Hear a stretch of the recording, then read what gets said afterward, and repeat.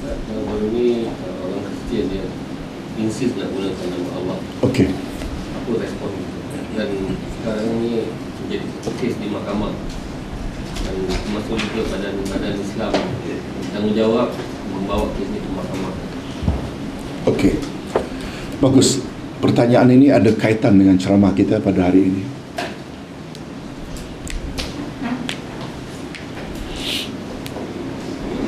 Hadirin dan hadirat, semua kita tahu melalui akhbar pun kita ada dengar, kita ada baca. Nampaknya pemerintah kita cenderung untuk tidak membenarkan non-Muslim menggunakan perkataan Allah. Dibimbangkan orang Islam confused. Sebab Allah di sisi orang-orang Kristian, dia ada anak, kita tidak. Oleh sebab itu, bila mereka dibenarkan menggunakan Allah di dalam kitab mereka, takut umat Islam confused. Tapi pandangan Ustaz secara peribadi, tidak ada larangan orang kafir menggunakan Allah. Yang mustahak, kita perlu beri pemahaman yang benar kepada umat kita bahawa Allah itu sebenarnya siapa. Bila ditanya, Ustaz, pernahkah dalam sejarah orang kafir menggunakan perkataan Allah? Ada. Sangat banyak dalam Al-Quranul Karim. Tolong ikuti firman Allah. Wala in sa'altahum man khalaqas samawati wal ard la yaqulunna Allah.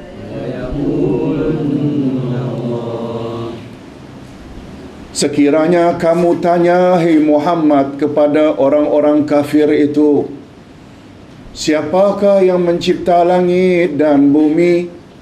Pasti mereka menjawab, Allah.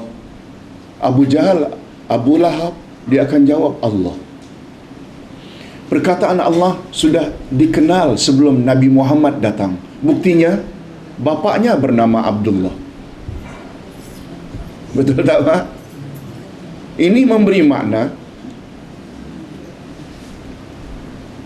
orang kafir pun percaya Allah. Cuma Allah sebagai yang Maha Pencipta, Allah yang memiliki segala sifat sempurna. Cuma mereka buat syirik. Tidak hanya Allah yang mereka sembah. Syirik, faham maknanya apa? Mereka sekutukan Allah dengan makhluk.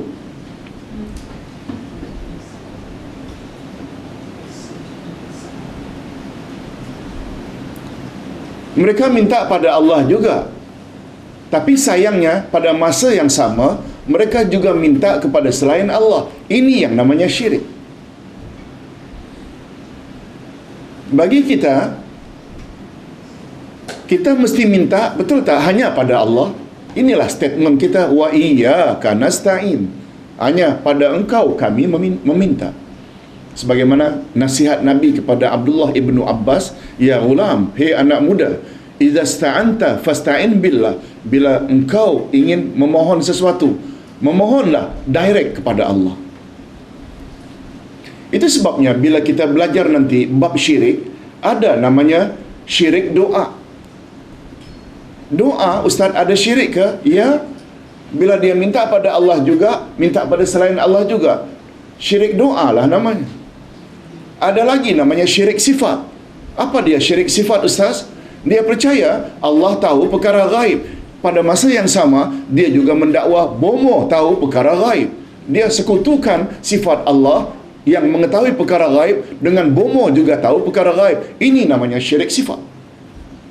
Yang kita orang Islam tak boleh. Betul tak? Bomoh dengan tilik tenungnya dia dapat meramalkan future seseorang. Padahal itu hanya ada dalam ilmu Allah Azza wa Jalla. Jadi sekali lagi, bagi Ustaz, pembelajaran tauhid di kalangan kita itu yang membuat kita jadi confused. Orang kafir bila tak gunakan istilah Allah, gunakanlah. Tapi bagi kita, macam Ustaz katakan tadi, mereka katakan itu Tuhan mereka, Tapi bagi kita itu bukan Tuhan yang wajib disembah. Coba kita beri kepahaman Allah itu macam yang kita sebutkan tadi. Dia adalah zat yang hanya dia saja yang layak disembah. Okey. Oleh sebab itu bila orang kafir menggunakan itu, lantaklah kamu tidak gunakan itu.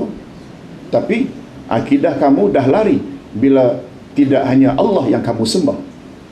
Betul? Kamu percaya? Hadirin dan hadirat, jangankan orang kafir, iblis pun percaya pada Allah.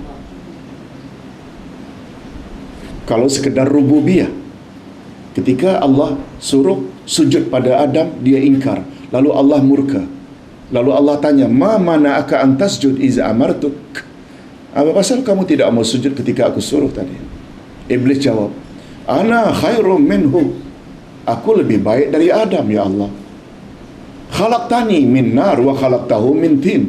Kau cipta aku daripada api, engkau cipta dia daripada tanah. Dari jawapan itu, iblis percaya tak yang mencipta dirinya, yang mencipta Adam adalah Allah? Ini namanya tauhid apa?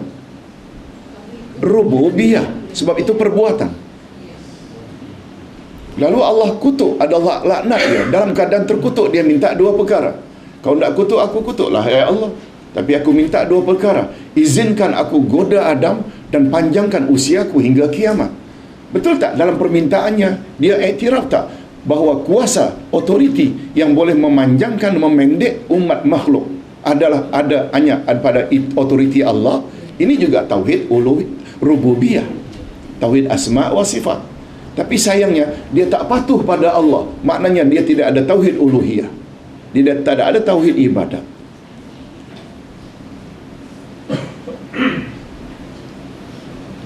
Allah berfirman lagi, "Wa may yudabbirul amr fasayaquluna Allah." Bila kau tanya orang-orang kafir, siapa yang mentadbir, yang mengatur alam ini, mereka jawab, Allah.